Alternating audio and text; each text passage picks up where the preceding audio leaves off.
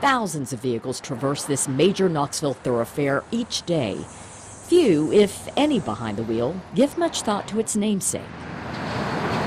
Chapman Highway, built in the 1930s to connect Knoxville to the Smoky Mountains, bears the name of the man known as the father of that national park. Colonel David Chapman is known as the father of the national park because he was so instrumental to organizing, this acquisition of 6,600 property parcels. Colonel David Chapman led the effort in the mid-1920s that eventually convinced the federal government to protect and preserve the range of mountains between Tennessee and North Carolina. Starting in 1924, Chapman and a contingent of Knoxville leaders discussed their national park plans in the lobby of the Farragut Building, now the Hyatt Place Hotel, and in an 11th floor office in the Burwell Building next door. Today, it's home to the Tennessee Theater. These guys who were founding what became the national park could look out the windows of Judge Lindsay's office and see the mountains off in the distance. But this is as close as most people got to the Smokies before the 1920s. Just a few miles from the city center, a refuge in the wilderness. What is today Iams Nature Center was the homestead of Henry Iams.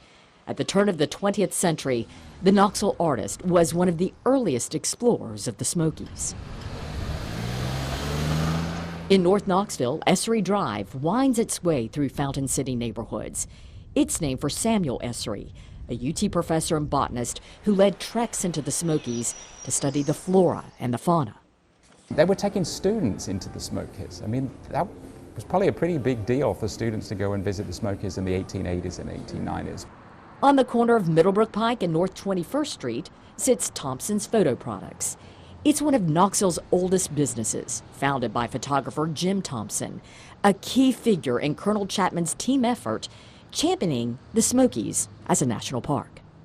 Jim Thompson was one of these early hardy explorers who went there before there were roads to take photographs, and these were astonishing to people who had only seen the Smokies from a distance. Thompson's pictures of the majestic mountains helped convince government leaders in 1924 that the Smoky Mountains were worthy of national park status.